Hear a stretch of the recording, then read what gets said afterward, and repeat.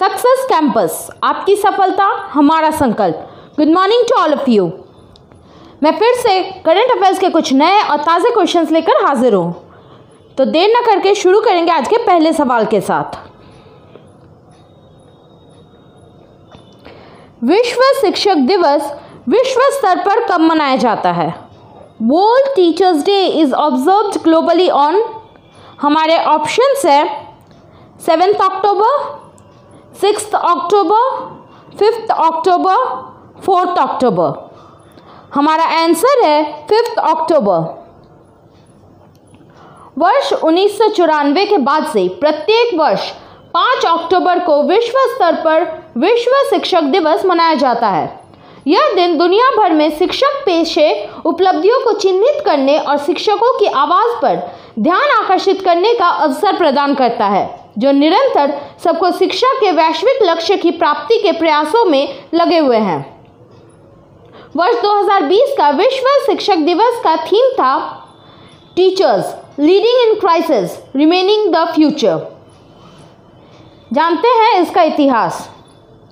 विश्व शिक्षक दिवस 1966 ILO या यूनेस्को को अपनाने की सालगिरह को शिक्षकों की स्थिति से संबंधित है। यह सिफारिश शिक्षकों के अधिकारों और जिम्मेदारियों और उनकी प्रारंभिक तैयारी और भविष्य की शिक्षा, भर्ती, रोजगार और शिक्षण और सीखने की स्थिति के बारे में मानदंड निर्धारित करती है। उच्च शिक्षा शिक्षण कर्मियों की स्थिति से संबंधित सिफारिश को 1997 में उच्च शिक्षा में प्रशिक्षण और अनुसंधान कर्मियों को शामिल करके 1966 की सिफारिश को पूरा करने के लिए अपनाया गया था। अगला सवाल, विश्व अंतरिक्ष सप्ताह यानी WSW कब से कब तक देखा जाता है? World space week that is WSW is observed from, हमारे ऑप्शंस हैं 4 से 10 अक्टूबर, 7 से 14 अक्टूबर, 1 से 7 अक्टूबर, इनमें से कोई नहीं। हमारा आंसर है 4 से 10 अक्टूबर।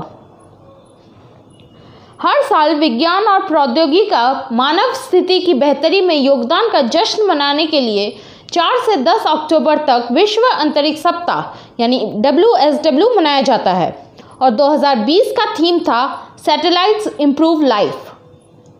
जानते हैं विश्व अंतरिक्ष सप्ताह का इतिहास।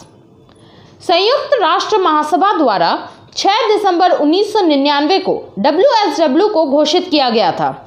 यह तारीखें पहले कृत्रिम उपग्रह स्पुतनिक 1 के 4 अक्टूबर 1957 को लॉन्च होने और 10 अक्टूबर 1967 को चंद्रमा और अन्य आकाशीय वस्तुओं सहित बाहरी अंतरिक्ष की खोज और उपयोग पर राज्य की गतिविधियों को नियंत्रित करने वाले सिद्धांतों पर संधि में प्रवेश की घोषणा की गई।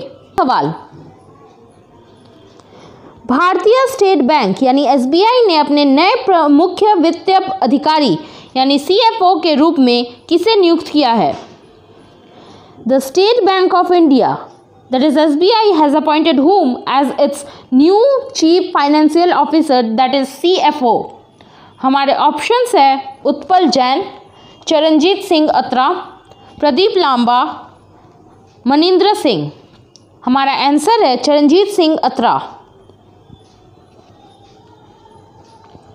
भारतीय स्टेट बैंक ने चरणजीत सिंह अत्रा को 1 अक्टूबर 2020 से अपने नए मुख्य वित्त अधिकारी के रूप में नियुक्ति की है। यह पद पूर्व डिप्टी MD और CFO प्रशांत कुमार को मार्च 2020 में यस बैंक के CEO के रूप में नियुक्त किए जाने के बाद खाली पड़ा था। तब से C वेंकट नागेश्वर इस पद पर अंतरिम CFO के रूप में सेवा कर रहे थे। अत्रा वैश्विक परामर्श फर्म EY इंडिया के पूर्व साझेदार है। साथ ही उन्होंने ICICI सिक्योरिटीज में CFO के रूप में भी काम किया है।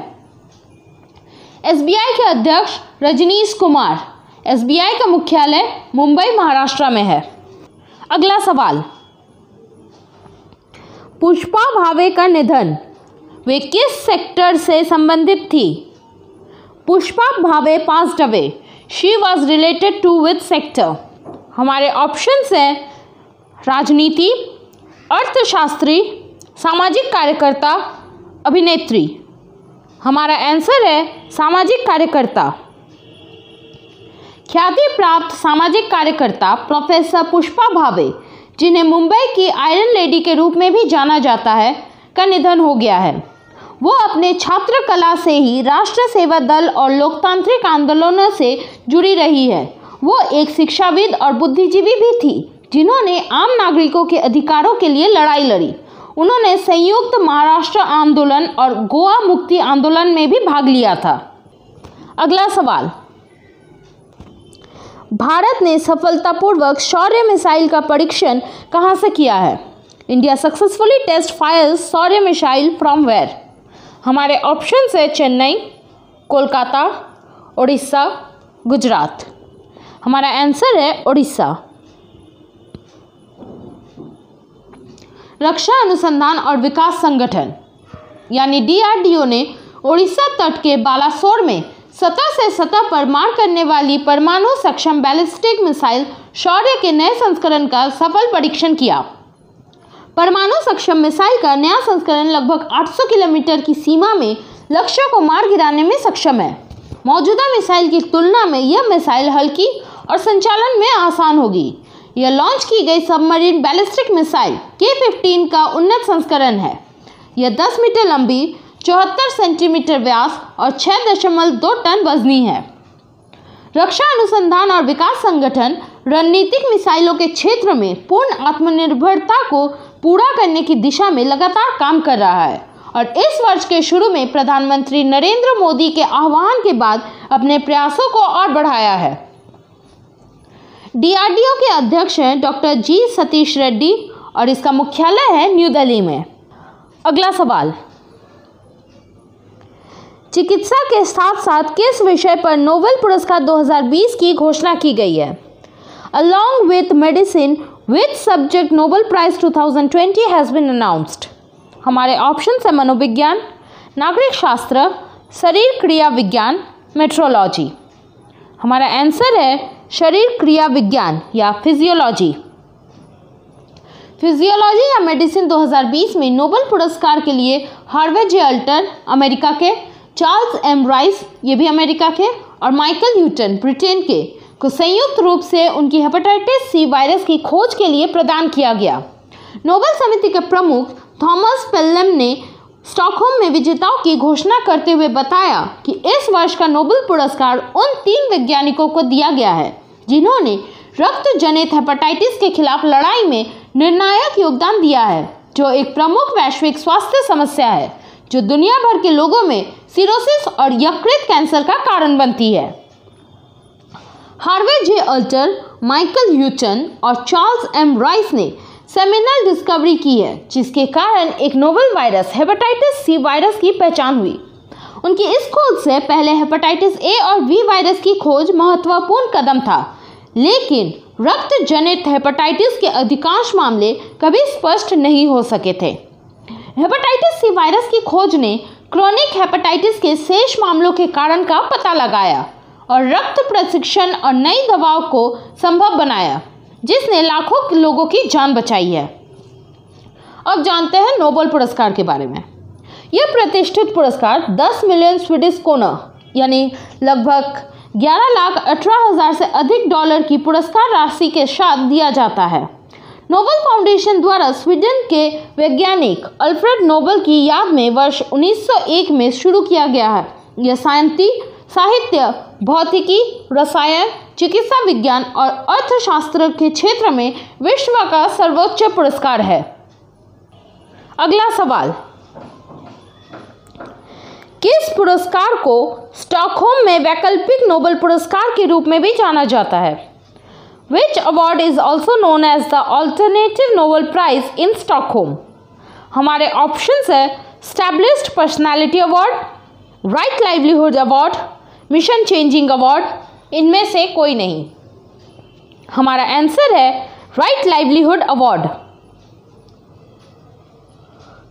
राइट लाइवलीहुड अवार्ड फाउंडेशन ने वर्ष 2020 के राइट लाइवलीहुड अवार्ड के 4 विजेताओं की घोषणा की है, जिसे स्टॉकहोम में वैकल्पिक नोबेल पुरस्कार के रूप में भी जाना जाता है। 4 कार्यकर्ता बेलारूस के एलिस बलियात्स्की, ईरान के नसरीन सोतौदेह, संयुक्त राज्य अमेरिका के ब्रायन स्टीवेंस और निकारागुआ के लोट्टी कनिंघम ब्रेन ने समानता, लोकतंत्र, न्याय और स्वतंत्रता के लिए दिए अपने योगदान के लिए 2020 का पुरस्कार साझा किया है। इस पुरस्कार के कुछ महत्वपूर्ण बिंदु: एलेक्स बिलियात्स्की और नसरीन सोतौदेह को क्रमशः बेलारूस में लोकतंत्र स्थापना और ईरान में मानवाधिकारों के लिए उनके योगदान के लिए पुरस्कार दिया गया।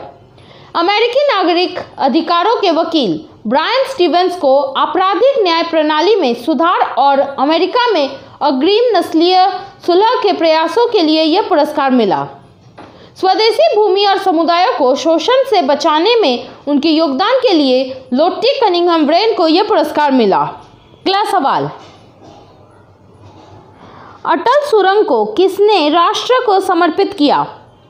Who dedicated Atal tunnel to the nation? हमारे ऑप्शन है केंद्रीय मंत्री, अध्यक्ष, वित्त मंत्री, प्रधानमंत्री। हमारा आंसर है प्रधानमंत्री।